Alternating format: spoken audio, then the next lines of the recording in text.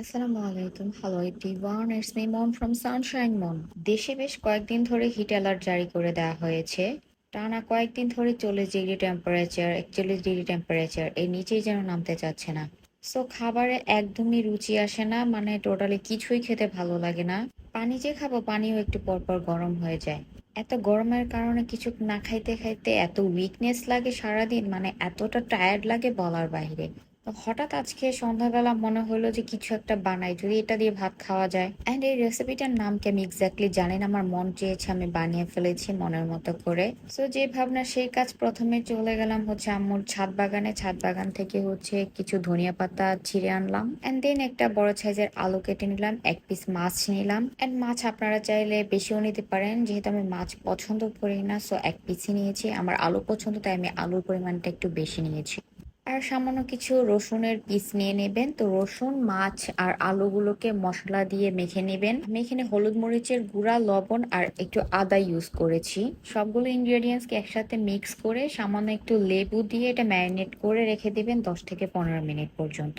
And 10 থেকে 15 minute over হয়ে গেলে তারপর একটা প্যানের মধ্যে সাদা তেল অথবা সর্ষে তেল, আপনাদের যেটা ভালো লাগে, দিয়ে সুন্দর করে ভেজে নেবেন। আর মাছটাকে একটু মচমচা করে ভাজলে মনে হয় ভর্তাটা বেশি মজা লাগে, সো আমি একটু মচমচা করেই ভেজেছিলাম।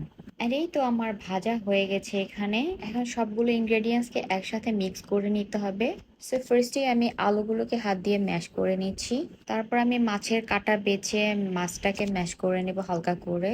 আমি খুব ভালো করে মাছের কাঁটা বাছতে পারি না, সো পরে দেখা যাবে মাখার সময় মাছের অনেক কাঁটা পাওয়া যাবে। সো এখানে প্রত্যেকটা ইনগ্রেডিয়েন্টস আমার ইন্ডিভিজুয়ালি মিক্স করা হয়ে গেছে। এখন সবগুলোকে একসাথে মিক্স করব।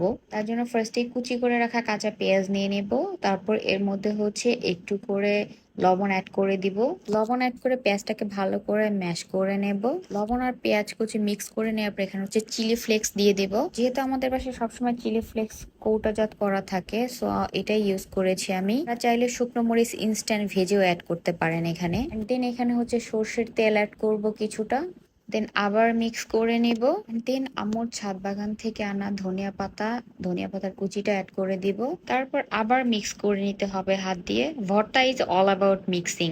আপনি যত সুন্দর ভর্তা মিক্স করতে পারবেন, ভর্তার টেস্ট তত মজা হবে। অ্যান্ড দেন এখানে ফার্স্টে রসুনের মিক্সটা অ্যাড করে দিলাম। তারপর হচ্ছে এখানে আলু অ্যাড করে দিব। বাই দ্য ওয়ে, এই রেসিপিটা আমি ফার্স্ট টাইম বানিয়েছি, আমার মাথায় এসেছিল হঠাৎ করে, তো আমি বানিয়ে ফেলাম উইদাউট নো হোয়ার কোথা থেকে আসছে আমি জানি না। অ্যান্ড ফাইনালি এখানে হচ্ছে মাছটা মিক্স করে দিব। অ্যান্ড মাছ মিক্স করার সময় দেখেন কত কাটা পাচ্ছে, মানে আমি কাটা বাছতেই পারি না ভালোভাবে। আমার কাছে মনে হয়েছে যে কাটা সব বাছা শেষ হয়ে গেছে, কিন্তু ভর্তা মিক্স করার সময় দুনিয়ার কাটা হাতের মধ্যে লাগতেছে এখন।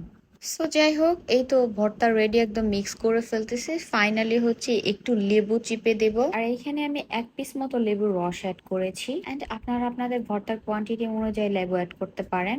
আবার অনেকে লেবু পছন্দ করে না, তারা এটা স্কিপ করেও যেতে পারেন, এটা হচ্ছে অপশনাল। সো এই তো আমার ভর্তা মাখা রেডি, এখন হচ্ছে খাওয়ার পালা। তো এখানে হচ্ছে এই তো ভর্তা বানানো শেষ, এখন হচ্ছে আমি ভাত দিয়ে খাবো। আমি জানি না এখন পর্যন্ত টেস্টটা কেমন হয়েছে, যদিও এটা আগে আমি কখনোই খাইনি, বানাইও নি। তো আমি আমার খাবারের মধ্যে আবার লেবু নিয়ে নিয়েছি, যেহেতু আমি লেবু অনেক বেশি পছন্দ করি। অ্যান্ড ট্রাস্ট মি, এই ভর্তাটা অনেক বেশি মজা হয়েছিল। আমার মনে হচ্ছে অনেক দিন পর আমি একটু ভালো করে ভাত খাচ্ছিলাম। সো ইনশাল্লাহ নেক্সট টাইম আমি এই ভর্তাটা আবার ট্রাই করব। So this was it, stay connected to Sunshine Moon, take care, আল্লাহ হাফিজ, বাই।